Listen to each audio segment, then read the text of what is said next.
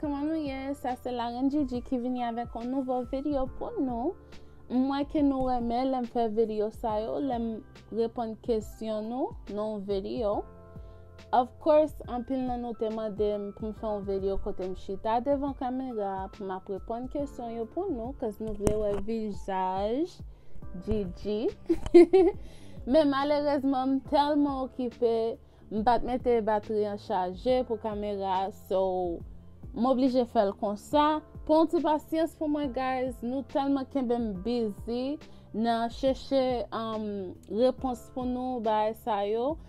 So bientôt m'a fait vidéo pour nous comme ça. OK guys? So nous parlons juste entrer dans vidéo. Avant de commencer vidéo, m'ble dire si c'est première fois que regarder vidéo ça, pas oublier abonner parce que là m'porte nouvelle de immigration et puis tout depuis nous gain question, toujours répondre pour nous non en vidéo, toujours ban nous link là pour nous ka checker pour nous pour tête nous pour nous ka ouais toute information yo. Et puis tout, depuis qu'on a une nouvelle bon prochaine pour nous même, m'a toujours la gueule pour nous. OK guys, parce que m'te dit nous ça que m'remet aider pep haïtien, m'vle porter ça, m'vle use plateforme pour m'ka aider nous avec quelques bagages, OK? So, guys, nous parlons commencer là. Première question am gagné. Moun nan dim ke madame moi fil résidence pour moi depuis août 2020. Combien de temps la prend pour me joindre réponse? Yo poko jamais dit rien. OK. So, première réponse ça m'a dit les madame te fil résidence pour yo te supposé voyer un papier pour qui confirme que yo recevoir madame ou te fil résidence pour yo recevoir papier ou bien forme nan yo recevoir li IRS te supposé voyer on papier pour nan mail. OK? Si ou poko jeune papier ça moun nan qui te de madame ou fil papier pour ou ka mande li ou bien si ou jeune papier ça nan lettre, papier ça yo chit ça il suppose bien un receipt number. OK?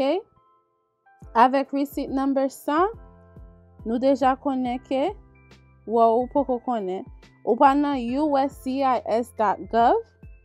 Ou ka aller sur téléphone pour checker ça. Ou pa nan uscis.gov. Et puis tout pa nan case status online. OK? Lo aller sur case status online ou pa mette receipt number ou ouais sur papier ça. OK? Lo fin fait soit mette check status.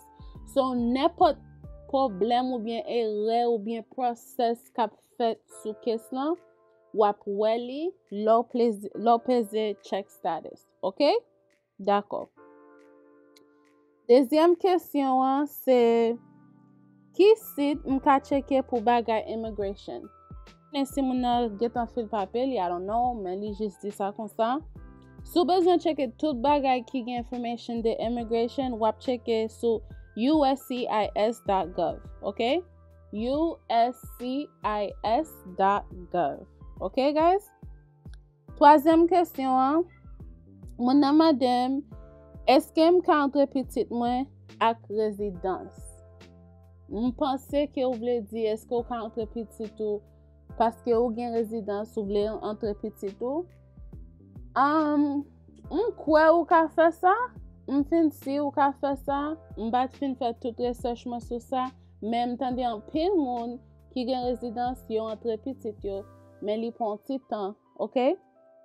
Quatrième question mon nan di m kon ça que ou connaît en pile bagay de immigration. Est-ce que vous avez dem fil papier? Non, pas capable parce que juste comme si pas prêt pour bagay ça yo, ni pas jamais essayer faire li.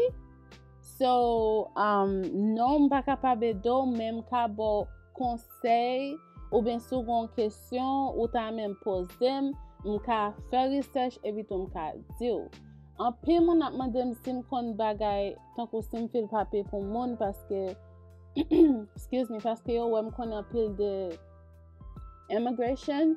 Non, m'jist fè research mwen, so mwen nou reme content sa, so sa m'pote sou chaîne nan, parce que nou reme li.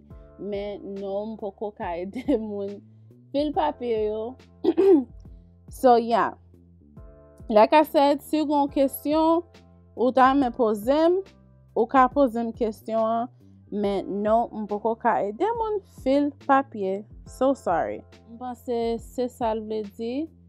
Pour moi marié, m'pa konnen. Mais chérie, ou supposé écrire ça encore parce que m'pa comprendre ça dim nan même, OK? M'gen m'ale nan court, mais date court nan expiré. Yo poko jam voye un nouveau date court pour moi. Qui ça pour me faire? Ok, so la, si ou gen avocat, mba konen pou ki sa ou pal nan court, men si ou gen avocat, ou kare le avocat pou mande li question sou sa, epi tou, combien temps sa ye depi le ou te gen pou ale nan court lan, epi tou, date lan pase, yo poko jam voye let lan pou combien temps sa genyen. Troisièmement, sou papier court lan, ou suppose gen un numéro ou karele avec case number an pou mande yo plus information sou case number sa. Le kon sa lorele yo ou ba yo case number an operator ou bien comment le sa court clerk li pal bo plus information de case lan, ok? Est-ce que pre-registration TPS ouve? Si ou te gade nan lot video nan, ki te mte mette mkwe sa gen 3 jours depi mette li, si nou gade jiska la fin, nou tap wè ke mte pale de sa. Yes, li ouve pou moun ki poko jam gen TPS yo. Si ou gen TPS, li poko ouve pou ou. Ou bien si TPS ou pal fini. Li ouve pou nouvo moun ki pat gen TPS même. Ok? So guys, lem di nou gade tout video an, a la fin nou suppose fè sa, paske nou rate, toko nou rate message mwen vle pase, ou bien nou rate samble di nou nan video an. Fò nou gade video an net, kompletman, pou nou ka wè tout sa, pou nou ka tende ou bien wè tout sa mta pe explike nan video an. Ok guys? Epi tou, mkwa sa se denye kesyon mte genyen. Anpil nan nou ap mande nimero, mgen email mwen,